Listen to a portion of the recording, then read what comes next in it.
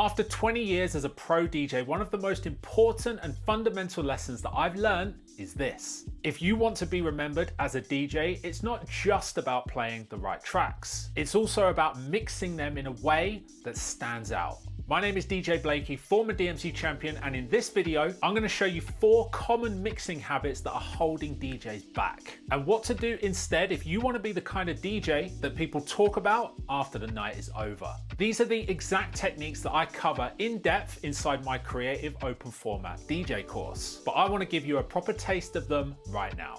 So let's get into it.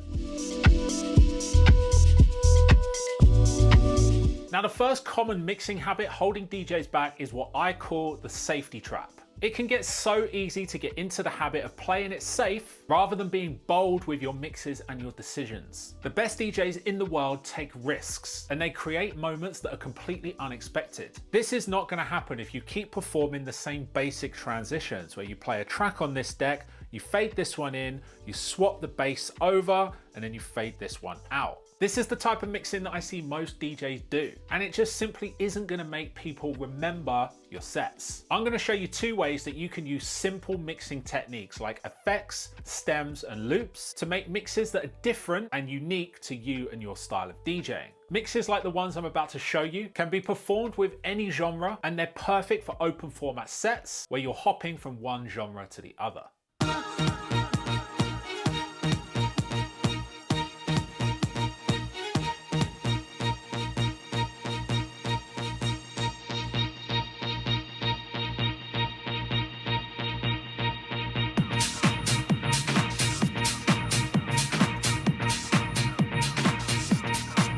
Take my love. I feel like you're testing me. So come here, sit next to me. Come to my place, face to face, stop texting me. Cause talk is cheap, and I wanna give you the rest of me. Take my love.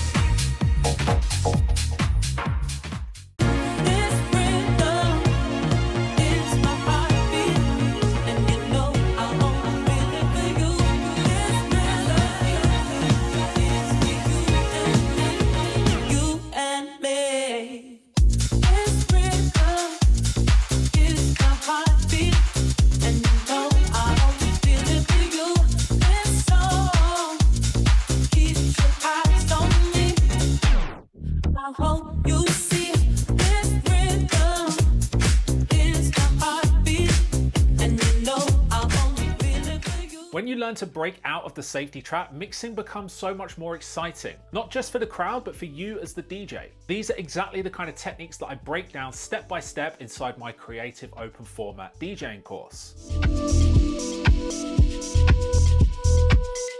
Now, the next habit that I see DJs fall into all the time is DJing like a jukebox rather than a performer with your own actual style of DJing. And I want to tell you a quick story about a DJ set that I did in Fabric Room 2 many years ago. Now, back then, Fabric was easily the best club in the world, and I was fortunate enough to DJ there every single month. And I was on the same lineups as some of the biggest DJs on the planet. And on this particular night, I was DJing in Room 2, playing just before DJ Dexter from the Avalanches. He was also a DMC champion and a bit of a hero of mine. And there was one moment in my set that I'll never forget. Back then, in Fabric, every room had its own style of music on a Friday night. Room 1 was normally the drum and bass room, Room 2 was usually breaks, and Room 3 was hip hop. But on that night, during my set in Room 2, I decided to throw a few curveballs in there. And the one that really sticks out in my mind was a moment in my set where I was playing hip hop, and I started to sense that the people in the crowd were not necessarily there just to hear one style of music in that moment. So I went from a hip hop track at around 115 BPM, echoed it out, left a few seconds of silence, and then dropped Eurythmics' Sweet Dreams. Now, nobody in the room was expecting this, and it's one of the best crowd reactions that I've ever had in my whole career.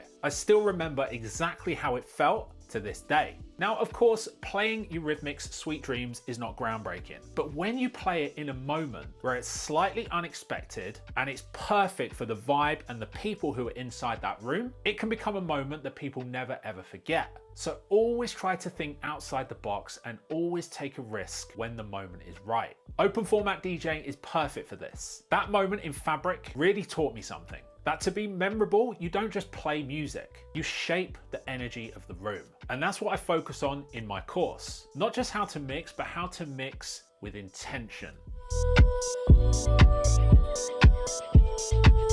Now, the next common habit that I see DJs fall into is over preparing when it comes to gigs. There is a certain amount of preparation that we have to do as DJs using software, but I see too many DJs planning an entire set song by song, and this is a big mistake. Because as open format DJs, we don't always know what we're going to find at the venue when we get there. You could turn up to a venue and the party's already really starting and there could be 100 people there in a small bar. Or you could turn up and nothing's really happening. There's 5 people in the corner having some food, and we need to be able to adapt to that on the fly. So having a pre-prepared list of songs that you're going to play is only going to hold you back as an open format DJ. So when it comes to preparation inside Serato, this is what I do.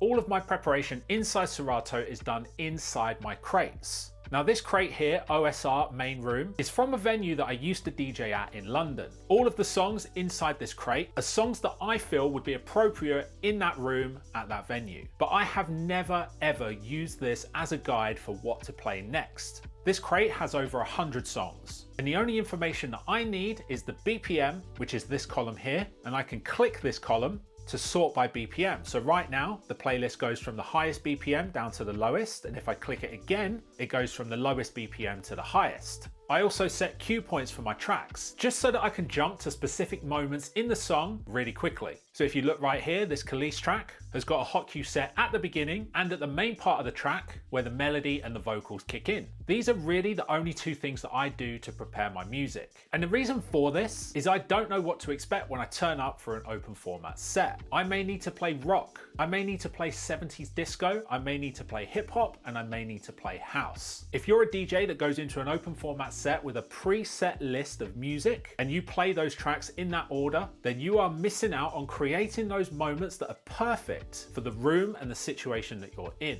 So my advice is to improvise instead of over prepare. A skill like that is the type of skill that gets you booked time and time again and creates a long, fulfilled career as a DJ.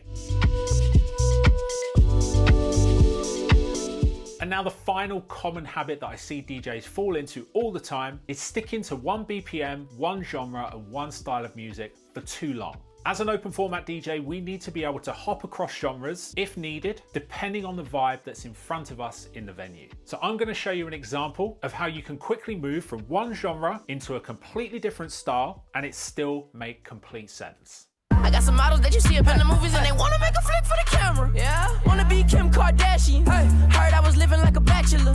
I don't got no type. Nah. Bad bitches is the only thing that I like. You ain't got no life. Nah. Cups with the ice and we do this every night. Hey, I ain't check the price.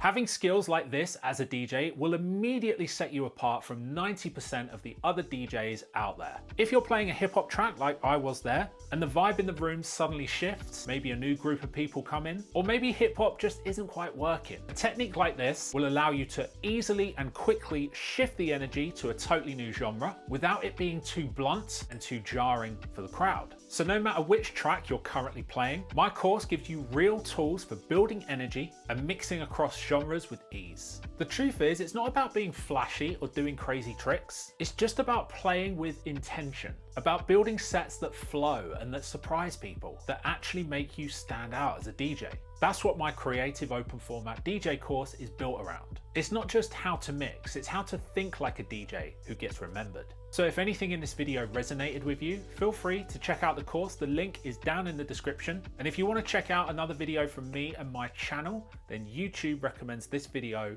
right here.